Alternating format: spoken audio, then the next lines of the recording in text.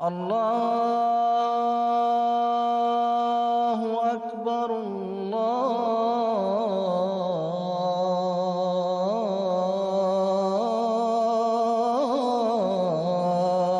اکبر۔ بسم اللہ الرحمن الرحیم، الصلاة والسلام علی سید المرسلین خاتم النبیین محمد المصطفیٰ وعلی آلہ وصحبہ اجمعین، اما بعد۔ مکرم خرم صاحب، آپ نے جو سوال یہاں پیش کیا ہے، سب سے پہلے تو میں افسوس کرتا ہوں اس سوال یا اس اعتراض کرنے والوں کے اوپر۔ جس نے یہ اعتراض کیا ہے اس کو آخر کون سی ایسی مجبوری پیش آئی ہے کہ یہ سوال وہ کرے؟ یہ سوچنے والی بات ہے۔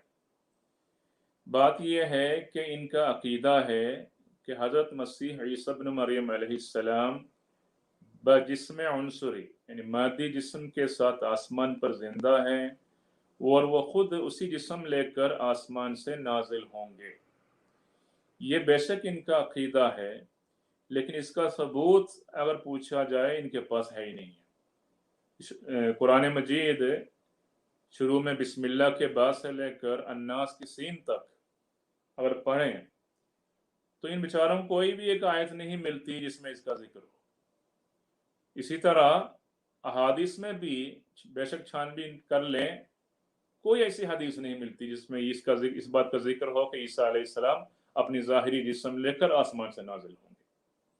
تو قرآن میں کچھ نہیں ملا، نہ حدیث میں نہ ملا، تو آخر یہاں پر حضرت مرزا صاحب کی کتاب میں جس کی سیاق و سباق سے ہٹا کر اس بات کو پیش کر کے یہاں سے وہ فائدہ اٹھانا چاہتا ہے، حالانکہ یہ بھی درست نہیں۔ پہلی بات یہ ہے، یہ جو حوالہ پیش کیا جا رہا ہے یہ اس شخص کی لکھی ہوئی بات ہے جس نے ایک زمانے سے لگاتار مسلسل ان کے سامنے چیلنج دیا اور ان کو بلاتے رہیں، ان کو سمجھاتے رہیں کہ جس مسیح عیسی ابن مریم کے انتظار میں تم مایوس ہوتے جا رہے ہو، تم آخر ایک دن مر جاؤ گے، لیکن عیسی ابن مریم کو آسمان سے نازل ہو کے نہیں دیکھو گے۔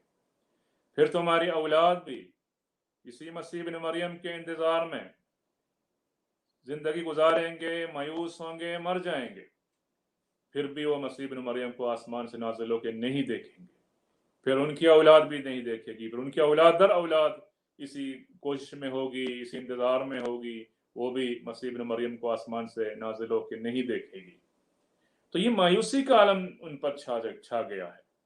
تو اس مایوسی سے کچھ نہ کچھ کوئی حل نکل آئے تو کہیں نہ کہیں کوئی بہانہ ڈھونڈ کر، کہیں نہ کہیں کوئی حوالہ ڈھونڈ کر یہ اس بات کو بتانا چاہتا ہے کہ کہیں عیسیٰ علیہ السلام آسمان سے نازل ہونا ہے۔ پھر آخر آ گیا اس حوالے پر کہ حضرت مرزا صاحب نے خود لکھا ہے کہ عیسیٰ علیہ السلام آسمان سے نازل ہوں، اور دیا یہ والا حوالہ۔ یہاں جو بات ہو رہی ہے یہ بتا رہے ہیں کہ مسیح موعود علیہ السلام کو کسی شیخ کی بیعت کی ضرورت نہیں ہے، وہ تو آسمان سے آئے گا۔ خدا تعالی اپنے مرسل کو یا مرسلین کو کسی کے محتاج، کسی کی بیعت کے محتاج نہیں بناتے، بلکہ خدا تعالیٰ خود ان کا معلم ہوتا ہے۔ تو اس بات کا یہاں ذکر ہو رہا ہے۔ تو دیکھیں ان الفاظ پر غور کریں۔ آپ فرماتے ہیں یا حسرتاً علیہم، افسوس ہے ان پر، الا یعلمون ان المسیح ینزل من السماء بجمیع علومہ، کیا وہ یہ نہیں جانتے کہ مسیح آسمان سے تمام کے تمام علوم لے کر نازل ہوں گے۔ ولا یأخذ شیئا من الارض، زمین سے کچھ بھی نہیں لے گا۔ ما لهم لا یشعرون، کو کیا ہو گیا یہ سمجھتے نہیں۔ الا یعلمون ان الذین یرسلون من لدن ربهم لا یحتاجون الى بیعۃ احد، کیا ان کو نہیں پتا کہ جنہیں اللہ تعالیٰ مبعوث فرماتا ہے وہ دنیا میں کسی کی بیعت کے محتاج نہیں ہوتے۔ وهم من ربهم یتعلمون، وہ اپنے رب سے سیکھتے ہیں۔ تو یہاں پر بات یہ ہو رہی ہے کہ جو مسیح آنے والا ہے وہ آسمان سے ہی سارے علوم لے کر نازل ہونے والا ہے، نہ کہ زمین میں کسی شیخ سے، کسی استاد سے کچھ پڑھ کر ان کی بیعت میں آ کر کچھ حاصل کرنے والا۔ یہ بات ہو رہی ہے۔ اب دیکھیں یہ جو کتاب ہے یہ جو اعتراض کرنے والے نے اس کتاب کو بھی نہیں پڑھی. اگر اس کتاب کو صحیح طرح پڑھی ہوتی، یہی ایک کتاب، یہ التبلیغ اس کتاب کا نام ہے، آئینہ کمالات اسلام میں سے عربی حصہ ہے. یہ پہلی تصنیف ہے جو عربی زبان میں حضرت بانی جماعت احمدیہ نے فرمائی ہے. اب دیکھیں، ہم کچھ صفحات آگے بھی دیکھتے ہیں، کوئی مثال پیچھے سے بھی دیکھتے ہیں. اب میں اس میں اسی روحانی خزائن جلد نمبر 5 صفحہ نمبر 481 میں جاتا ہوں. 481 یہاں دیکھیں، صفحہ نمبر 481 میں، اگر قرآن صاحب کے پاس ہے تو آپ بے شک وہ صفحہ بھی ڈال دیں. یہاں پر آپ کیا فرماتے ہیں؟ فَالْآيَةُ الْأُولَى مِنْ آيَاتِ الصِّدْقِ أَنِّي أُرْسِلْتُ فِي وَقْتِ هَذِهِ الْفِتَنِ الَّتِي قَدْ أَشَارَ كِتَابُ اللَّهِ إِلَيْهَا. میری سچائی کی جو پہلی علامت ہے وہ یہ ہے کہ اللہ تعالیٰ نے اس فتنہ و فساد کے زمانے میں، جس کا قرآن مجید میں، جس کا کتاب اللہ میں ذکر ہے، اشارہ ہے، اس فتنہ کے زمانے میں مجھے مبعوث کیا، مجھے بھیجا. فَأَنزَلَنِي رَبِّي مِنَ السَّمَاءِ، پس میرے رب نے مجھے نازل فرمایا آسمان سے.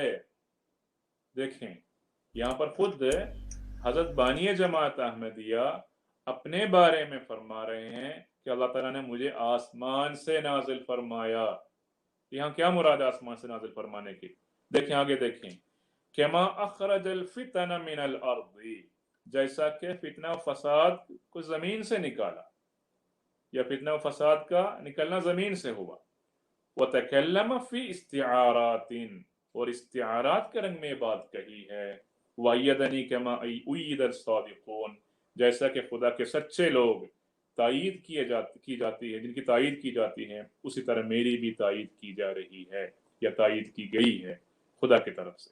تو آپ یہ بتانا چاہتے ہیں کہ آپ کی بعثت ایسی ہوئی ایک آسمانی بعثت ہے، جیسے دوسرے انبیاء سیدنا ابراہیم، اسماعیل، حضرت موسیٰ، حضرت عیسیٰ، یہ سارے آسمان سے ہی تو نازل ہوئے ہیں، کیونکہ یہ آسمانی تعلیمات لے کر آئے ہیں. دنیا سے انہیں کچھ بھی نہیں لیا.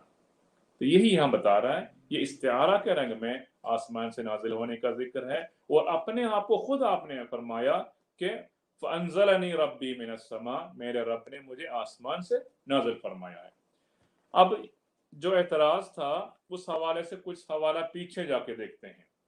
صفحہ نمبر 380 اسی کتاب کی، اس میں آپ کیا فرماتے ہیں؟ دیکھیں، فرماتے ہیں ما کان نزول بشر من السماء من سنن اللہ، کسی بشر کا، کسی انسان کا آسمان سے نازل ہونا خدا تعالیٰ کی سنت میں سے نہیں ہے. وَإِن كَانَ فَأْتُوا بِنَظِيرٍ مِّن قُرُونٍ خَالِيَةٍ، اگر ایسی کوئی بات پہلے ہوئی ہے تو اس کی نظیر لاؤ، مثال لاؤ. ان کنتم من المہتدین، اگر تم ہدایت یافتہ ہو تو. وما كان فينا من واقع الا خلا له نظیر، کہ اس سے پہلے جو بھی باتیں ہوئی ہے تو اس کی کوئی نظیر ملتی ہے پہلے. الا خلا له نظیر من قبل والیہ اشار اللہ وهو اصدق الصادقین، اسی کی طرف اصدق الصادقین خدا تعالیٰ نے اشارہ فرمایا ہے. ولن تجد لسنت اللہ تبدیلا، اللہ تعالیٰ کی سنت کبھی بدلتی نہیں ہے. تو اگر کوئی بات ہو تو کوئی مثال ہونی چاہیے. تو یہاں پر آپ فرما رہے ہیں کہ آسمان سے کسی بشر کا اترنا محال ہے. اب کیسے ہو سکتا ہے کہ آپ وہاں بتائیں کہ عیسیٰ علیہ السلام آسمان سے نازل ہو رہے ہیں؟ اب یہ جو باتیں تھیں یہ عربی حصے کی عبارتیں تھیں. اب اگر یہاں پر اعتراض کرنے والے کو شاید عربی نہیں آتی ہو تو اس کو بھی پریشان ہونے کی ضرورت نہیں. اسی کتاب میں، اسی جلد میں، 5ویں جلد میں دیکھیں صفحہ نمبر 268، صفحہ نمبر 268 میں حاشیے میں اردو زبان میں حضرت بانی جماعت احمدیہ نے اس بات کی خوب وضاحت فرمائی ہے. آسمان سے نکلنے سے کیا مراد، آسمان سے آنے سے کیا مراد ہے. یہ ہے 268 صفحہ، اگر آپ کے پاس ہو تو بے شک جی فرماتے ہیں اس میں حاشیے میں، اور چونکہ اس اترنے والے کے لیے یہ موقع نہ ملا کہ وہ کچھ روشنی زمین والوں سے حاصل کرتا یا کسی کی بیعت یا شاگردی سے فیضیاب ہوتا، بلکہ اس نے جو کچھ پایا آسمان کے خدا سے پایا. اسی وجہ سے اس کے حق میں نبی معصوم صلی اللہ علیہ وسلم کی پیشگوئی میں یہ الفاظ آئے کہ وہ آسمان سے اترے گا، یعنی آسمان سے پائے گا، زمین سے کچھ نہیں پائے گا۔ دیکھیں رسول کریم صلی اللہ علیہ وسلم نے مسیح کے آسمان سے نازل ہونے سے کیا مراد لیا؟ یہی ہے کہ جو کچھ پائے گا آسمان سے پائے گا۔ یہ سارے انبیاء کی ہی سنت ہے۔